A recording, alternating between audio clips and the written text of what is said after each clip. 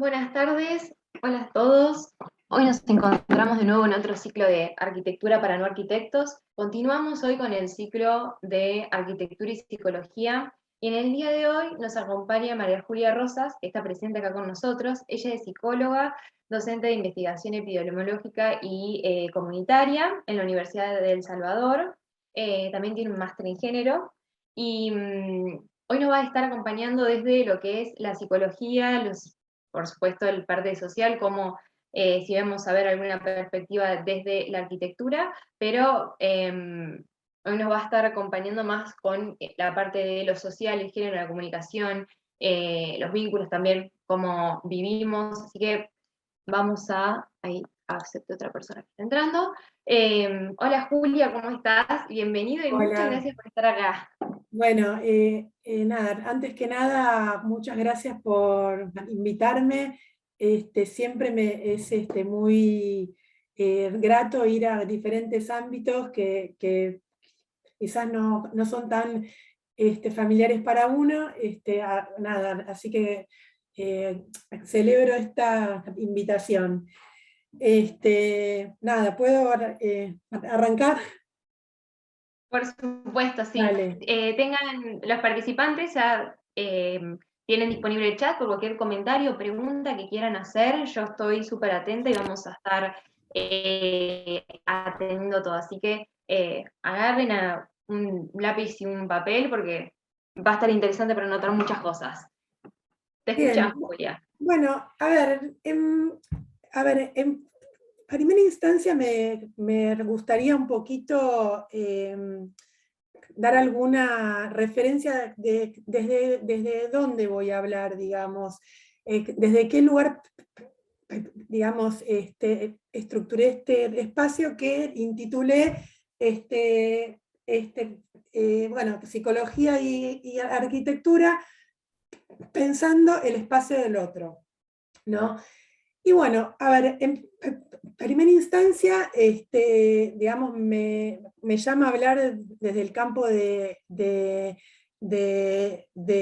salud, más específicamente desde la epidemiología y desde la educación para la salud, Ujú. digamos, áreas o sea, en las que intervengo desde que me recibí de psicóloga en la UBA y, por otra parte, desde el campo de la formación de residentes, digamos. Esto, digamos, gran parte de mi recorrido ha sido y es a formar residentes en la residencia de epidemiología y en la residencia de educación para la salud. Y Ujú. uno, digamos, cuando piensa la formación, automáticamente dice, bueno, digamos, ¿qué es lo que quiere formar? Digamos, digamos, si uno piensa en autoras como, bueno, Davini, que es una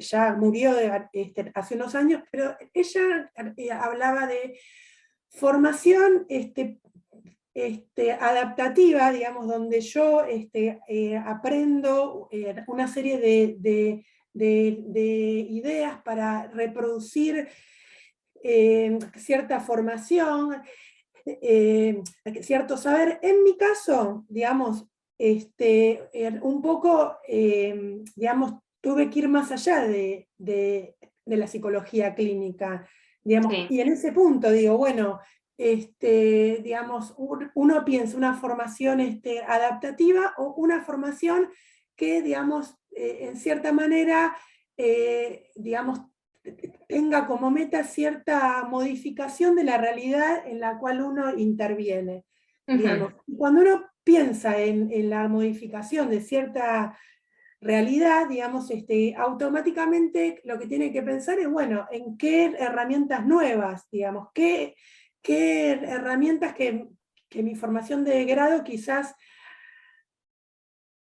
no me dio, digamos, y acá ya Sí. implícitamente dije muchísimas cosas, o sea, digamos, aclaro que voy a hablar desde desde salud, y no desde la psicología, digamos, más hegemónica, que es para lo que nos forman, digamos. Uno cuando, al menos en la UBA, cuando yo me formé hace ya 20 años atrás, y un poco sigue siendo así, uno se forma para la atención, digamos, para atender de manera individual, digamos, y un poco, bueno, esto, ¿no? Digamos que herramientas nos da esta formación para pensar en otro tipo De atención. intervenciones. Y acá, y otra cosa que me ocurrió, digamos, cuando me invitaron es decir, bueno, psicología y arquitectura. Yo de arquitectura no sé nada, o sé lo que puede saber alguien que nada, que va por la ciudad, digamos, pero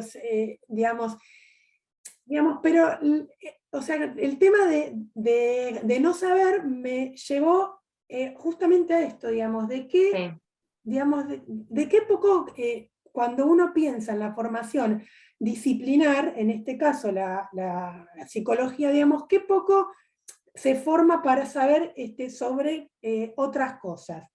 ¿No? Y acá no niego, digamos, el tema de la necesidad de cierta especificidad, pero si uno piensa en autoras como Nora Elichiri, como Alicia Stolkiner, que nos hablan siempre de centrar el tema de lo disciplinar y pensar en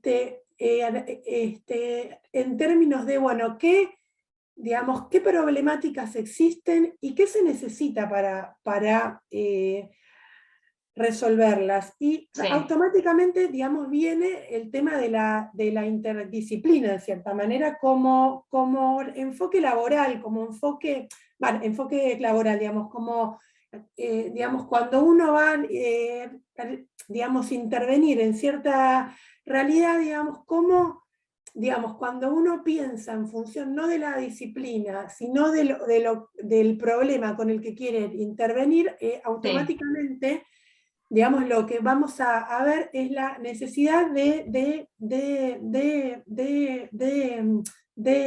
otros saberes, en cierta manera. Sí. Y un poco no saber, digamos, lo que uno puede pensar, digamos, y un poco relacionado con lo que venimos a hablar hoy, es, digamos, ¿qué me permite la formación disciplinar en relación al conocimiento con el otro? Con este otro con el que yo voy a intervenir, ya sea el que, digamos, en calidad de que le voy a dar alguna pauta en relación con la salud, ya sea el otro, o sea, el otro de mis intervenciones, ¿no? Sí. Y qué poco, digamos, y si uno piensa en el otro, digamos, como un todo, o sea, si uno quiere hilar un poco más fino, uno dice, bueno, digamos, ¿qué de la formación disciplinar nos permite pensar el espacio del otro? Algo que quizás parece que fuera algo menor, digamos, pero que ahora vamos a ver que no lo es, digamos. Y acá, a ver, en este punto, digamos, pienso en las múltiples, en los múltiples aportes que ha hecho la antropología, digamos, en relación con el conocimiento del otro. De este otro que quizás vive a 20 minutos míos, digamos, no es que es un otro, digamos, si uno piensa en la antropología, quizás lo que uno, sin saber mucho, uno diría, bueno, antropología, huesos, pueblos, no Los sé. egipcios.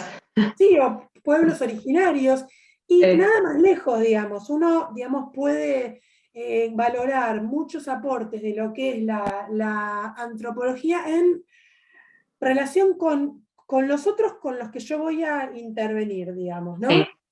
De acuerdo. A ver, y esto, digamos, cuando uno piensa en intervenciones de diferente tipo, necesariamente hay un encuentro con un otro.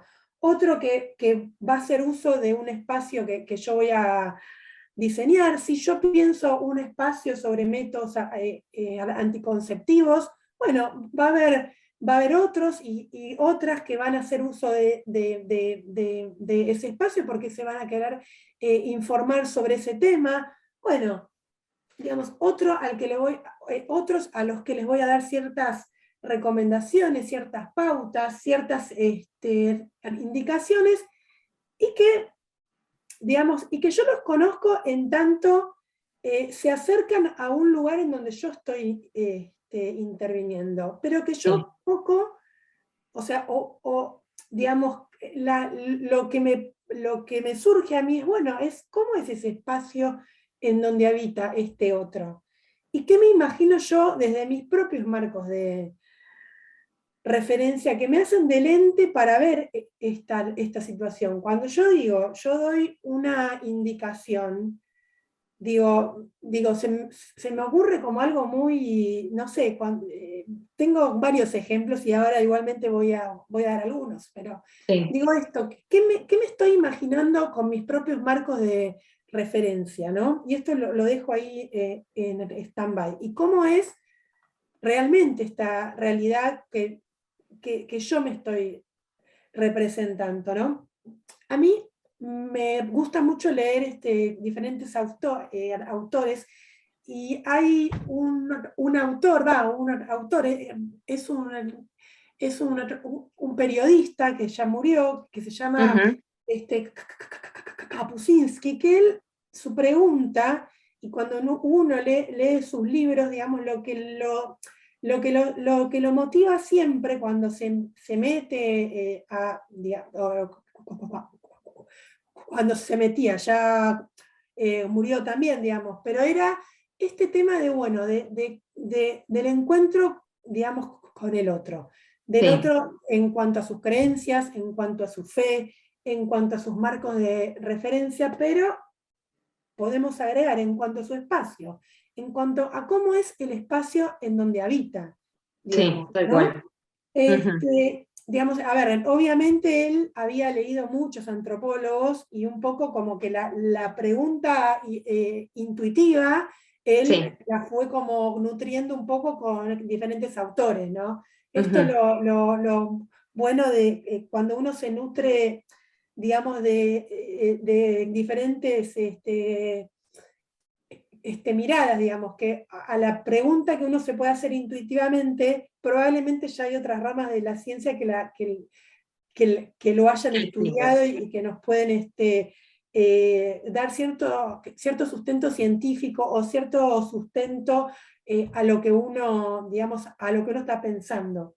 Tal cual. Acá yo recuerdo siempre cuando hablo con residentes, o sea, como que les doy este ejemplo, digamos, no por ser autorreferencial, sino por esto, digamos, me interesa esto bueno, de cuáles son los marcos propios y qué es y qué de esto en cierta forma puede implementarse. Yo cuando recién empecé, era muy joven, estaba en un espacio sobre lactancia materna, Sí, algo que siempre me interesó, digamos, como tema, digamos, porque creo que es como un tema bisagra, como muchos otros, obviamente, entre lo subjetivo y lo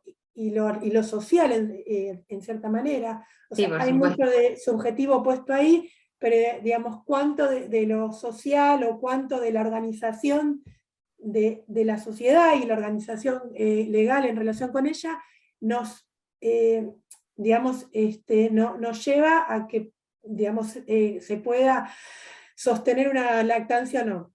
Y yo Claro, sí. recuerdo que leíamos mucho sobre este tema y siempre aparecía como la recomendación recurrente de, bueno, que la mamá que recién había tenido su hijo, era bueno poder encontrar un lugar de la casa o de donde viviera, en donde, en donde pudiera estar relajada, cómoda, digamos, una idea, digamos, con muy buenas intenciones que yo en ese momento, a ver, reconozco que repetía como sin mucha mediación y un poco acríticamente, digamos, como uno hace cuando recién se recibe, digamos, que uno lee, va e intenta aplicar eso que leyó, Sí. hasta que me acuerdo, y esas cosas que a uno se le graban, que una señora que me dijo, bueno,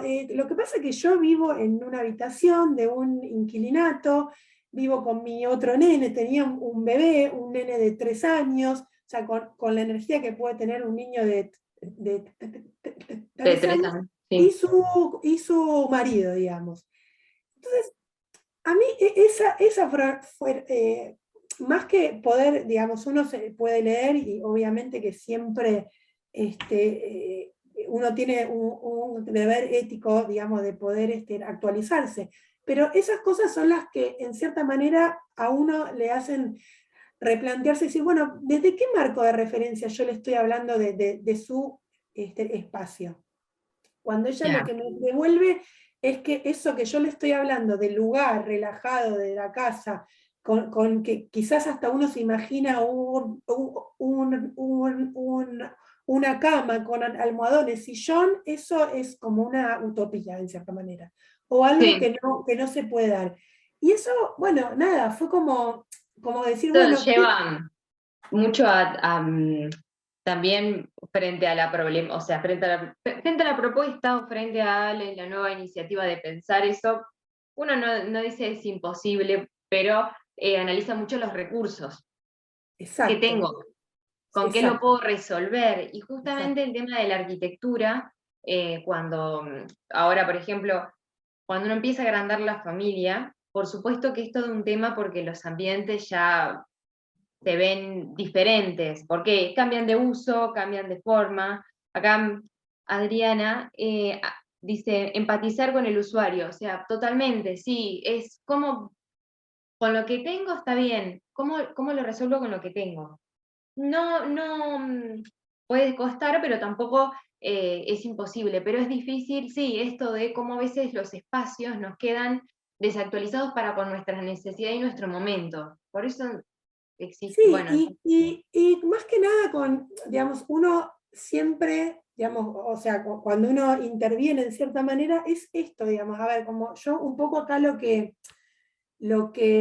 pensaba es esto, de bueno, de cuál es el recurso del otro, o sea, cómo es claro, el espacio, que a veces con una, digamos, con una simple, decir, bueno, me decís cómo es tu casa o cómo es el espacio en el que... describime cómo Porque vivís. también acá hay un tema y un poco yo lo que pensaba, digamos, que a veces es muy fuerte este tema de ciertas representaciones que operan en nuestra mente. Digamos, esto de a veces es como que uno más que la realidad tiene el dibujo, de decir, bueno, la casa, el living o sala de estar, con un cuarto, con un baño, con una cocina, y yo, digamos, y un poco lo que vamos a hablar en un ratito es si nosotros nos acercamos a la zona sur de Ciudad de Buenos Aires, área en la que yo, digamos, mayormente ejercí en cierta manera, muy poca gente va a tener esta estructura edilicia que nosotros, desde nuestros propios marcos referenciales, nos imaginamos, o no es que nos imaginamos, no es que ni siquiera hacemos un esfuerzo, es que ya lo tenemos metido, digamos. Sí, tal Yo cual. recuerdo, digamos, y así hay eh, muchísimos ejemplos. Recuerdo una vuelta hacía una investigación y nada, y era esto, decir, bueno, la persona a la que estaban entrevistando, que era una psicopedagoga, me decía, bueno, acá muchas veces se llevan un bebé recién nacido y se van a vivir abajo de una autopista, digamos, y la representación de lo que es un recién nacido para vos o para mí, o sea, no tiene nada que ver, digamos, con lo que puede, con lo que con lo que es, y no estamos hablando de algo bueno o algo malo, sino de una realidad que opera digamos, existe en cierta manera. Digamos, Sí. digo, esto, digamos, y esas cosas son las que a uno como que lo marcan a fuego en cuanto, va, o por lo menos a mí, en el punto de decir, bueno, cuando estoy interviniendo, no sé, otro ejemplo que se me ocurre, o sea, siguiendo con el de lactancia materna, digamos, recuerdo escuchar, decir, bueno, si tenés que dejar al bebé, te sacás leche, la frizás, y después, bueno, le das esa leche, bueno, y con toda una serie de indicaciones para cómo se tenía que dar la leche materna que uno sacaba del freezer. Sí. Digamos, y en ningún momento había una cierta idea de decir, esta persona tiene freezer, tiene heladera, ¿Tienen sus algo recursos? quizás, digamos, que digamos, sí, a ver, esto es esto mismo, digamos, pensar el recurso del otro, el espacio del otro. O sea, ¿qué tiene este espacio? O sea, digamos, ¿qué me tengo que sacar de mi propia mente? Porque es la realidad que yo conozco y la que yo habito y la que yo naturalicé versus las múltiples realidades que se me van a... Digamos, y acá sí uno, digamos, podría pensar que es un tema con el que, digamos, con el que no me voy a meter porque creo que implica otro tipo de análisis, o sea, uno podría pensar en el imperativo cuando fue la epidemia de quédate en casa, digamos. Yo con Sí. esto no, digamos, a ver, lo meto, pero no para meterme, sino para mencionarlo y no hacer como que no está, pero creo que sí requiere como un análisis más delicado en cierta manera, pero bueno, digamos, es algo que lo podríamos pensar en esta clave, pero creo que el manejo de una epidemia como la que tuvimos y como la que tenemos, en cierta manera, porque Uno no terminó. finalizó en cierta manera, como que requiere un análisis un poco más delicado, creo. Digamos, Sí. acá lo que me interesa en cierta manera resaltar es esto, digamos, que, a ver, cuando yo pienso, digo, y esto lo traigo con lo que hablaba al inicio, cuando yo pienso en salud, en actos de salud, en intervenciones, digamos, ¿en qué espacio estoy pensando? ¿Y qué de esas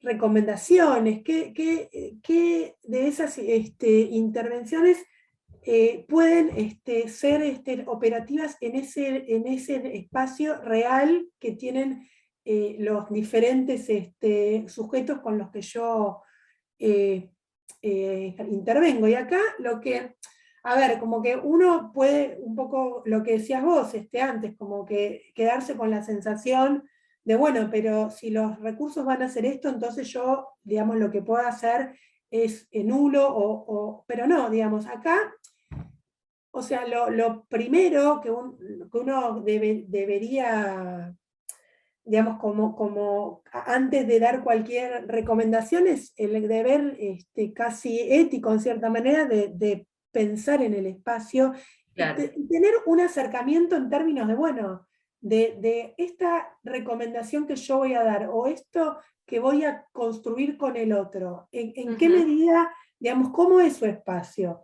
Digamos, y acá siempre me gusta pensar en los aportes de la medicina social latinoamericana, digamos. Ellos hablan mucho de lo que son las determinantes sociales de la salud, digamos, de pensar, o sea, en cómo hay, digamos cómo ciertas cuestiones, ciertas cuestiones relacionadas con las condiciones de vida Sí, determinan ciertos patrones de salud. Digamos, totalmente.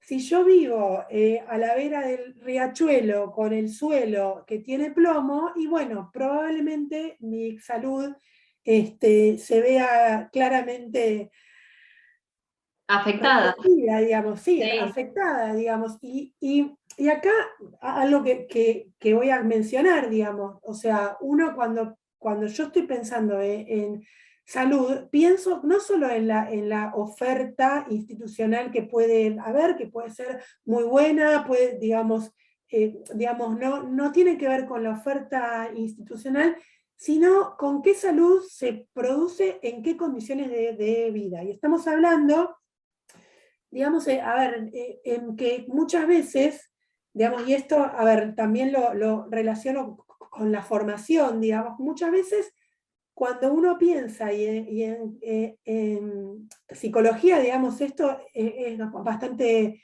digamos, cuando uno piensa un sujeto que en cierta manera es un sujeto estándar, en cierta manera, que sí. tiene ciertas Mm. necesidades eh, resueltas, y para los que ejercemos y ejercimos en diferentes sistemas públicos, lo que vemos es que estas necesidades claramente muchas veces están muy lejos de ser resueltas. Sí. Y acá uno, digamos, volviendo un poco a la pregunta inicial, esto de, bueno, de qué necesito o cómo puedo empezar para superar, de ver este sujeto neutro, este sujeto de que, digamos, aparte, siempre yo cuando hablo en intervención epidemiológica, que es la materia, yo siempre digo, bueno, nos moldean para pensar un sujeto sin historia, un sujeto neutro, de clase media, ni varón ni mujer, que comparte cierto código cultural conmigo. Y bueno, y esto después uno se da cuenta que no, digamos, y acá siempre, digamos, digamos, cuando uno se acerca quizás a querer superar esta formación, mínimo se puede encontrar con algunas, eh, digamos, miradas. Una, un poco, ya la dije, la mirada de género, digamos. A ver, y esto acá lo quiero, digamos, yo cuando me formé, hice mi maestría, digamos, un poco el desafío en ese momento era hablar de lo que eran las diferencias o las desigualdades entre mujeres y hombres, digamos, ¿no? Ujú. Y un poco de pensar también el colectivo mujeres como, como algo muy heterogéneo en cierta manera. Bueno, Sí. ese enfoque hoy ya nos queda un poco, nada atrasado, en cierta forma, digamos, que ya no podemos ver la realidad o en términos binarios, sino que es necesario atender a la diversidad y también de cómo esta diversidad habita esos espacios, digamos, siempre esto relacionado con las diferentes maneras, digamos, de vivir. O sea, no es lo mismo hacer una intervención en un hotel en donde viven mujeres trans, que hacer una intervención en donde viven hoteles con niños y no sé, digo, No, como por para supuesto. tener en Es, cuenta esto, digamos, el sí, tema sí, de sí. la diversidad. Va Después, mutando al mismo tiempo la necesidad y la comodidad. Es como pensar la casa de hoy en día. Hoy la casa como la conocemos, hace 400 años atrás, era totalmente diferente. No, no funcionaba como funciona hoy. ¿Por qué? Porque ha mutado también la estructura social, ha mutado también nuestras relaciones, ha mutado también cómo es el concepto, lo que implica una familia. Entonces eso lleva a que haya cambios en nuestra forma de vivir, y nuestra forma de vivir, más allá de los recursos que tenemos, tiene que ver con cómo elegimos vivir.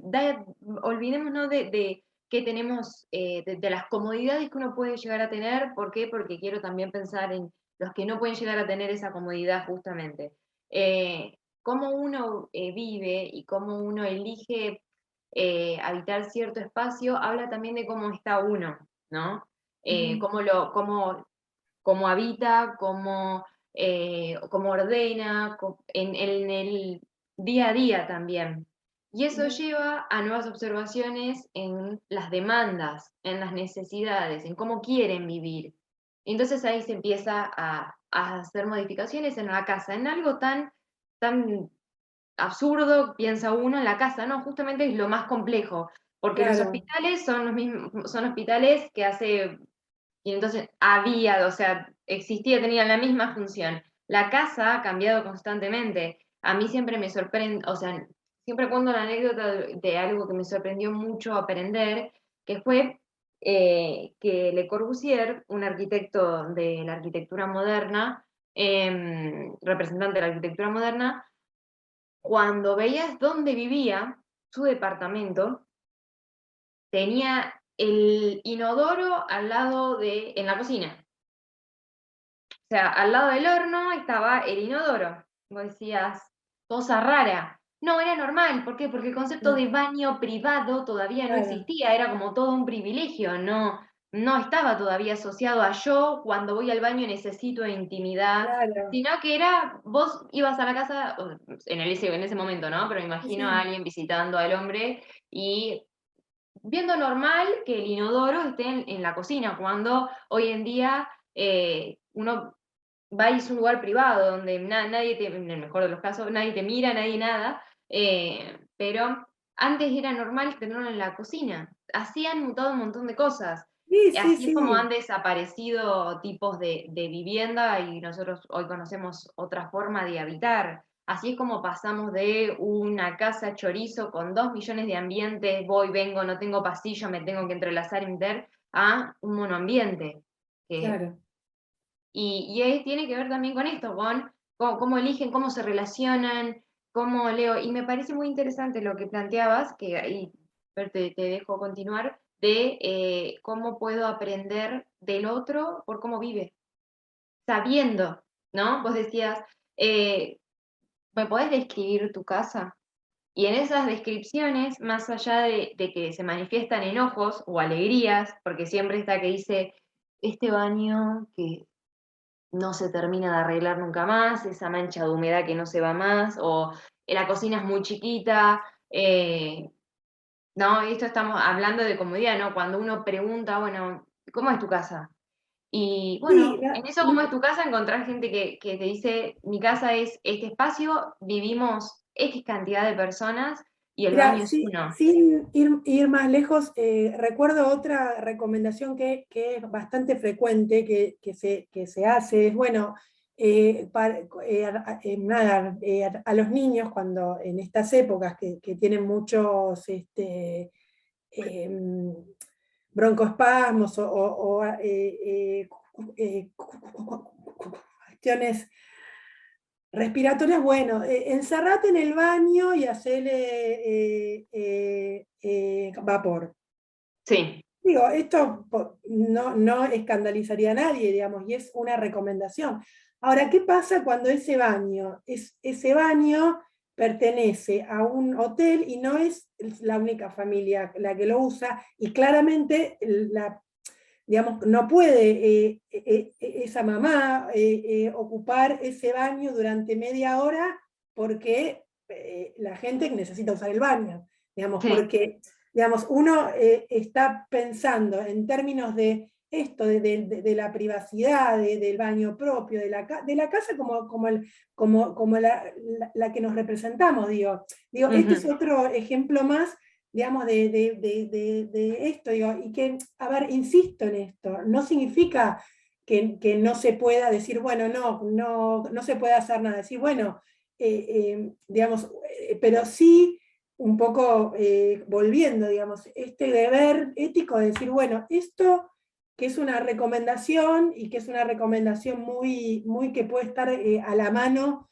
digamos que no necesitas en sí ningún recurso extra, ningún medicamento, ni nada, qué sé yo, pero así todo, como que en determinadas circunstancias que son bastante habituales en una ciudad muy rica, pero que es muy desigual, digamos, digo, Sí. en este punto.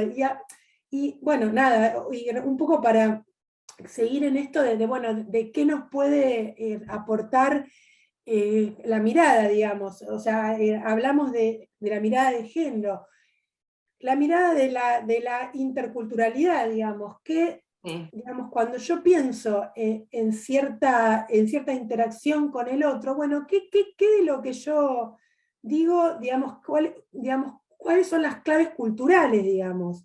Y qué eso se puede, qué de eso se puede implementar o no. Y obviamente la mirada de derecho. Digamos, cuando Sí. yo pienso en la mirada de derecho, digo, bueno, esto nos permite desnaturalizar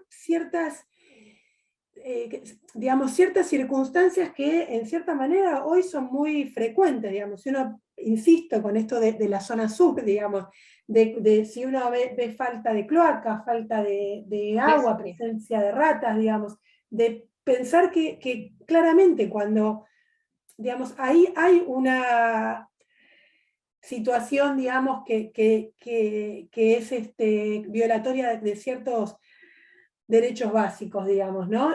Y cómo, si pensamos el derecho a la salud integral, cómo la oferta institucional, uno puede tener muchísimos hospitales, muchísimos centros de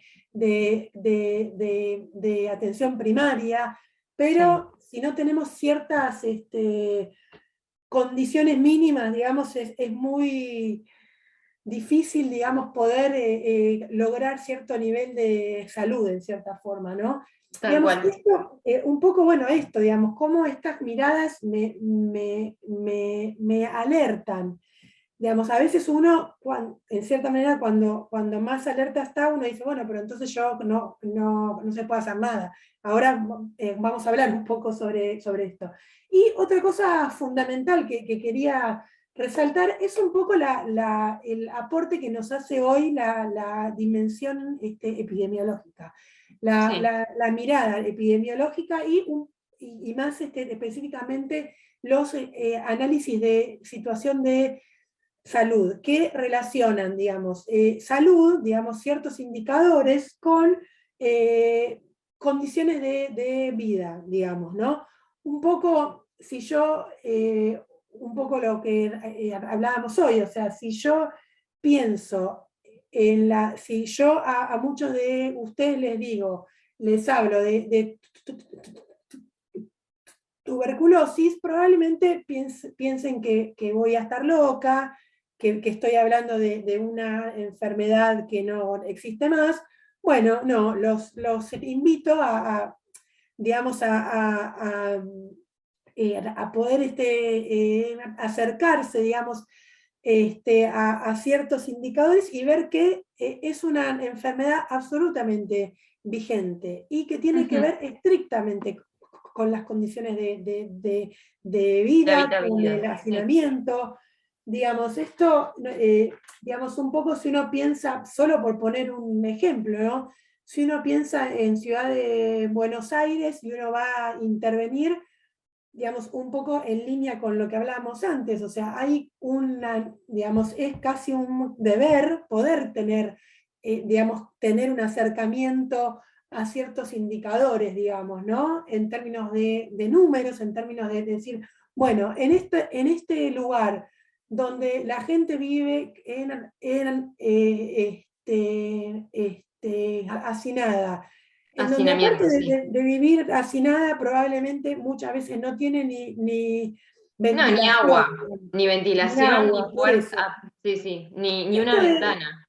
de poder conocerlo en términos de indicadores, pero se hace necesario de poder de poder acercarse en términos reales, digamos. Cuando Sí. yo pienso en la formación, digamos, y más específicamente en la formación del psicólogo, uno piensa en lo que es la demanda, digamos, el psicólogo en un espacio, a lo sumo en una institución, digamos, y en donde, digamos, no hay esto de la cuestión del conocimiento del espacio del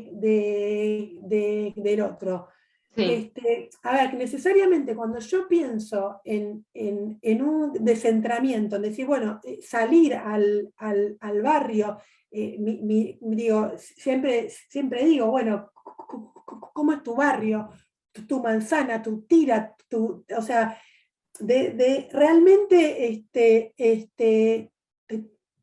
tener una noción, automáticamente un poco las intervenciones que Ujú. desde la formación, digamos, nos forman para intervenir en un sujeto que tiene clara su demanda, que viene hacia una institución. Digamos, cuando uno piensa en salir, digo esto, de poder, digo, desde, pongo ejemplos muy básicos, desde poder dar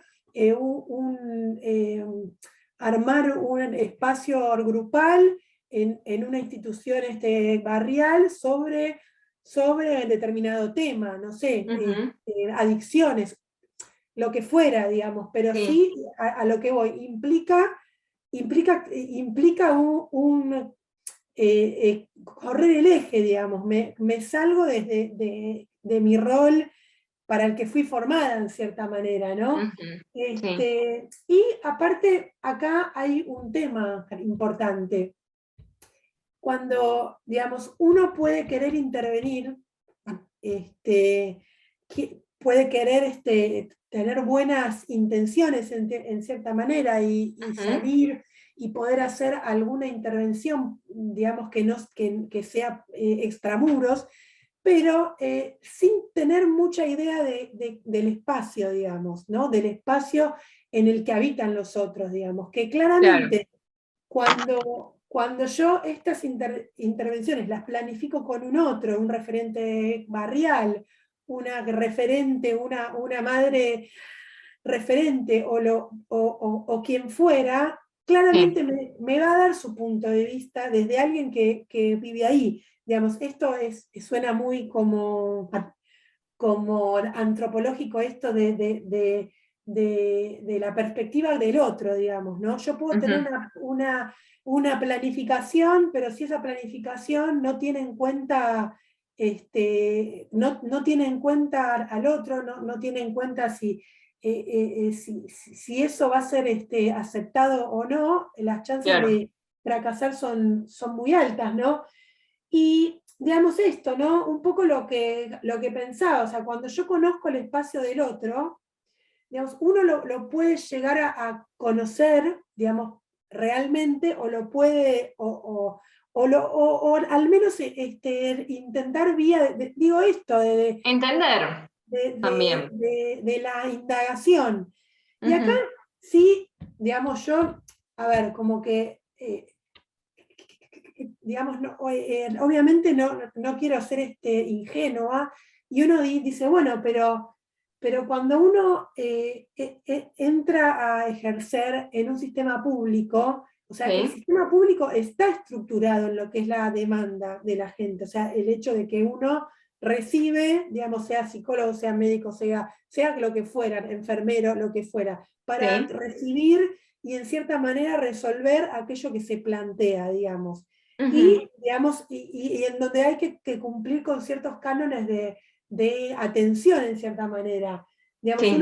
uno no puede, digo, la pregunta que surge es, bueno, ¿y qué tiempo queda para esta indagación? O sea suena muy lindo, pero digamos, hay que tener tiempo, digamos. Muchas veces es más fácil, yo siempre recuerdo también muchas intervenciones de nutrición, Ujú. que siempre uno la conclusión a la que llega es que todos, yo diría, y me atrevo a decirlo quizás, es que todos tenemos una idea básica, digo, todos los seres humanos, Sí, quizás estoy exagerando, de lo que es una alimentación equilibrada, y de que tenemos que comer verduras, frutas, carne y esto, lo otro, y que no tenemos que tomar ciertas gaseosas, cosas. bla, bla, Sí. bla. Bueno, En la teoría, pero claro, pero digamos, cuando uno piensa en, digo, y acá traigo un poco otra vez el concepto de determinantes sociales, y traigo otra noción de un autor que se llama Jaime Breil. Él es ecuatoriano, y él lo que hace es hablar de modos de vida versus estilos de vida. ok. Cuando uno habla de estilos de vida, el estilo tiene que ver con poder elegir. Yo cuando, digamos, con toda la información, elijo un fin de semana ir a un lugar de comidas rápidas en donde sé que la comida que me venden No me va a ser bien, o sea, no sé qué tiene, no sé qué sí. tiene, y lo sé, yo puedo elegir con todas las herramientas que tengo. Ahora, cuando uno habla del modo de vida, uno dice, bueno, ¿qué vida puedo tener con los recursos que tengo y con los determinantes que tengo? Si yo tengo una determinada cantidad de hijos y el alimento que tengo es un 10% carne y un 90% harina, y yo voy a tratar de estirar eso. Digo, yo como digo, porque me pienso a mí en esa circunstancia. Ujú. Digo, pensar o sea, en términos de, de, de, de, de las potencialidades económicas, políticas y culturales, digamos. ¿Qué puedo hacer yo con eso? Si yo no como carne bajo ningún punto de vista, por más que la tenga accesible, por más que haya accesibilidad y no tenga problema, digamos, si mi pauta cultural va en otro sentido, digo, y Ujú. acá digo, y esto, digamos, ya me alejé un poco del tema del espacio del otro, pero bueno, digamos, nos sirve para pensar, digamos, esto de los modos de vida en clave, digamos, del espacio, ¿no? Sí, tal cual. Vuelvo con esto, Julia, digamos. Sí, antes de que pases de tema, acá Adriana hace un sí. comentario y dice, buscar soluciones enfocado en las realidades distintas a la nuestra, a la que conocemos. Te quería aportar el comentario, pero lo había puesto Bueno, antes de sí, que cambie el tema. Es absolutamente, tal cual así, exactamente. absolutamente, digamos, cuando uno, digamos, digo, y esto teniendo en cuenta lo que dije antes, que muchas veces cuando uno trabaja en determinado sistema que está estructurado por la demanda y que el tiempo, en cierta forma, digamos, estamos hablando de sistemas que tienen listas de espera. Digo, esto no lo Sí, podemos olvidar. Pero, digamos, esto nos complejiza más el panorama. Es más fácil tirar recomendaciones, decir, bueno, hace esto, hace lo otro, bla, bla, y la verdad, si el otro las puede implementar, si no, y bueno, no sé, no me formaron para esto. Uno podría, pero bueno, digamos, cuando uno se encuentra que del otro lado, en cierta manera, le marcan esa imposibilidad, sea por una pauta de género, por una pauta cultural o por una cuestión que tiene que ver con la condición de vida en la que está ese sí, otro o esa otra. Entonces, bueno, ahí uno puede movilizarse o no. En suma, y para ir cerrando, ¿no? ¿Qué implica pensar el espacio del otro? ¿Y para qué pensarlo? Digamos, un poco la pregunta inicial, digamos, o sea, uno piensa en la perspectiva de género, en la perspectiva intercultural, en la cuestión de las condiciones de vida, en los perfiles epidemiológicos. Cuando yo integro estas perspectivas, puedo saber qué alcance tiene aquello con lo que yo voy a intervenir, digamos. Pero también es real que uno, y un poco lo que venimos hablando, uno se encuentra con que eso, que con lo que yo intervengo se hace inabarcable en cierta manera, como decir, bueno, pero yo entonces con si yo en las condiciones de vida no puedo intervenir, no las puedo modificar, entonces, digamos, ¿qué es lo que puedo hacer? Y bueno, uno, en cierta manera, ahí como que es como un golpe al narcisismo, en cierta manera, Totalmente, sí. al ego. Yo siempre digo, cuando pensamos en el dengue, ¿no? Y que se habla de la cuestión eliminar, si eliminás el criadero, eliminás la cría y eliminás el mosquito futuro. ¿Qué Ujú. pasa cuando todo el barrio es un criadero? Cuando hay agua acumulada en todo un barrio. ¿Sí? O sea, ¿qué pasa? O sea, digamos, ¿en qué queda esta intervención? Digo, Tal esto cual. para que lo sigamos pensando, ¿no? Sí, sí. Digamos, ¿cómo puedo hacer un acto en salud? Digamos, tomo digamos, acto en salud. ¿Cómo puedo intervenir sabiendo que mis intervenciones necesariamente a veces van a ser acotadas? Digamos, a ver, y acá insisto en que esto no es un llamamiento a no, diga que bueno, ya está, no se pasa más, sino a un reconocimiento del otro, en tanto otro que determina y habita un espacio, que se me Ujú. vuelve imperativo conocerlo mínimamente, digamos, ya sea desde esto, desde la oralidad, desde preguntar, o nada, acercándonos y digo, y esto digamos, claramente no le va a resolver la vida a nadie en cierta forma, quizás sea duro decirlo así, pero sí, digamos, creo que es un deber ético, un deber de poder conocer, bueno, cuál es el límite de mi intervención, qué puedo hacer, un poco lo que hablamos, o sea, con Sí, estos recursos, con estas limitaciones, con esto que se da, que está dado y que es muy diferente a lo que yo me represento. Y ahí creo que está la cuestión, ¿no? Y bueno, totalmente. un poco esta era la idea de esto, digamos, de lo que fuimos hablando. Tal cual. Em, para que hay una pregunta. Está bastante. Pregunta, Adriana.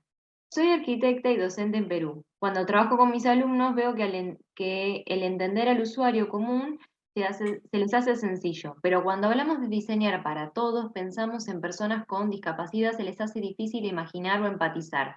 ¿Cómo lograr que los profesores logren empatizar y de esta manera sensibilizar a en este aspecto social a los estudiantes?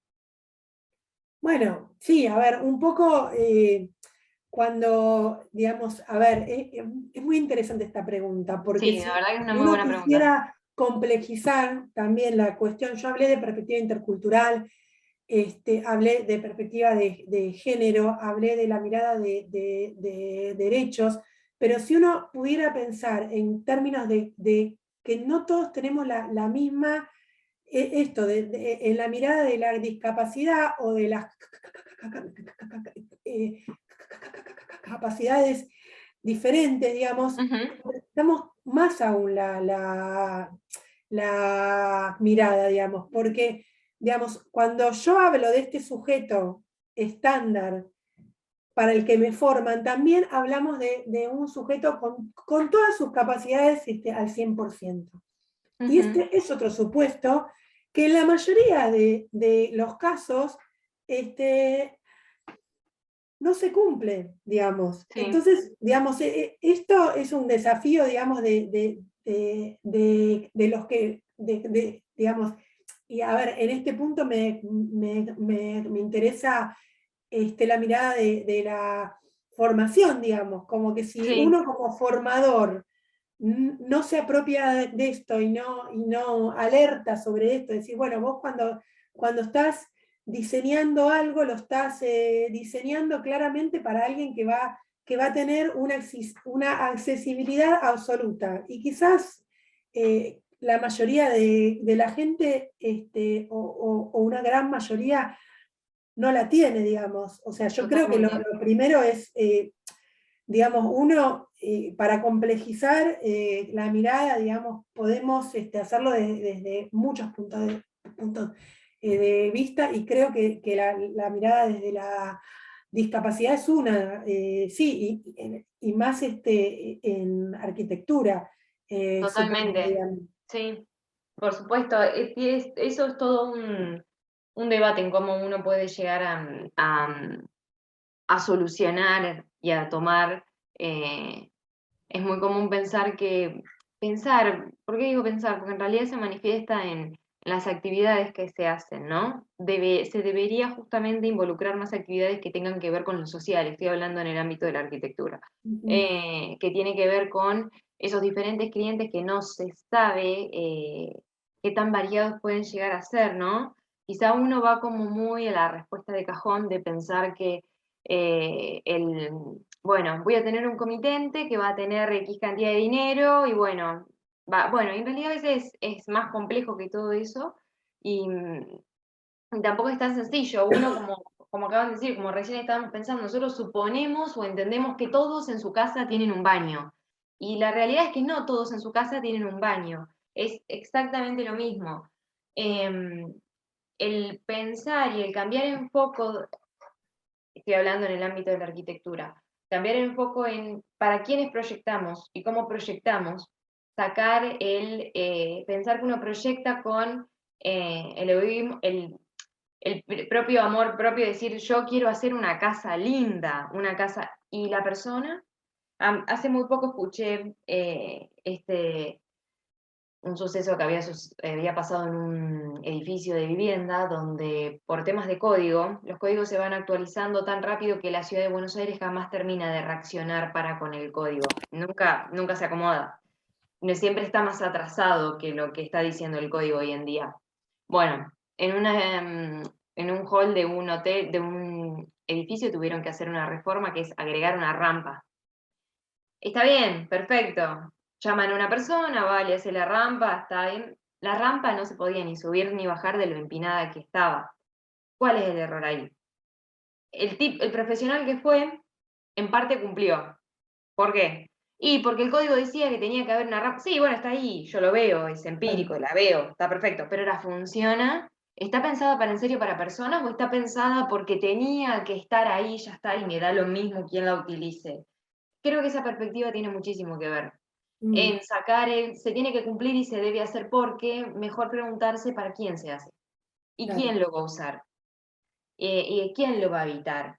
Eh, Creo que al mismo tiempo tiene que ver con eso, con que logren empatizar en, bueno, está bien, si yo lo tuviera que utilizar, ¿cómo me gustaría que sea, que se sienta? ¿Por qué? Porque no tengo por qué solo cumplir. Tengo que cumplir y también dar una respuesta que que sea eh, empática. Que yo me voy y dejo el edificio, pero el edificio tiene que poder ser usado por todos. En ese sentido, destaco que en los últimos códigos que se han publicado, el último que se publicó fue en noviembre del año pasado acá en Buenos Aires, eh, lo que fue la modificación, la mayor parte de los artículos modificados tuvieron que ver con la accesibilidad completa. ¿Qué quiere decir? Doy un ejemplo, antes una persona en silla de ruedas no podía llegar al subsuelo. Hoy en día el código dice tiene que llegar hasta la azotea si quiere y tiene que Claro. llegar hasta el subsuelo si quiere. Es decir, se terminó el ascensor no llega, no, tiene que estar. Y la mayor parte vuelvo a repetir, de los artículos modificados tienen que ver con accesibilidad para personas con capacidades diferentes. Y eso obviamente que es todo un avance, quiero verlo aplicado, o sea, que Claro. así sea y se respete y llegue el impacto, porque es de todo, la ciudad, todos tenemos el derecho de habitar la ciudad, por ende, tiene que ser accesible en todos sus puntos, sea lo que sea que uno tenga. Ahí, bueno, esa fue una de las preguntas, ha sido muy buena pregunta, sinceramente. Mm, Creo que hay otro más, sí, así es, muchas veces las rampas y demás soluciones parecen más castigos que funcionales para las necesidades de las personas, coincido con vos. Inclusive se encuentran más restaurantes pet friendly sí, que accesibles, tal cual, es verdad. Eso es un tema que soy más polémica diciéndolo, eso es moda social. Acá Adriana dice, hay más gente que tiene más locales, restaurantes adaptados para tener perros. que van a comer con vos, que adaptados para la accesibilidad a una persona capaz en silla de rueda quiere ir al baño. Y está en primer piso. No sé, me imagino un restaurante con un problema así. Muchas gracias, Adriana, por haber participado. Nosotros vamos cerrando. Julia, ha sido un ciclo muy lindo que presta muchísimo para hablar, sinceramente. Es muy interesante cómo podemos entrelazar las interdisciplinas y encontrar estos puntos en común, porque en sí justo son dos disciplinas que interpelan muchísimo a las personas. La arquitectura la habitamos constantemente y dentro de la psicología vivimos pensando y analizando, conviviendo, socializando, comunicándonos. Son dos disciplinas que justamente están todo el tiempo trabajando con nosotros. En ese sentido te agradezco, ha sido hermoso tenerte acá, sinceramente. Bueno, nada, muchas gracias por la invitación, y siempre nutre muchísimo estos espacios y más interdisciplinarios, digamos, de poder acercar digamos, mundos que aparentemente no tienen en común, pero ya vemos que sí, en cierta manera. Así que bueno, nada, agradecerles a ustedes la invitación una vez más. Muchas gracias. Muchas gracias a todos los que se quedaron. Gracias por estar. Este es el último ciclo de psicología. Hoy con Julia cerramos y nos vamos a estar encontrando la semana que viene, no, la otra semana, con otro ciclo nuevo que es arquitectura y fotografía. Así que recuerden que todas estas charlas las pueden encontrar en YouTube. Próximamente va a estar la de Julia más adelante. Así que gracias Julia. Que tengan un muy lindo día y espero verlos pronto. Muchas Esperame gracias. que me voy a renombrar. Vamos a cambiarte el nombre, sí. Sí, para mi niño. Bueno, ya está. Ya espero. Muchísimas gracias. Bueno, gracias a ustedes. Nos vemos. Chao, hasta luego. Gracias.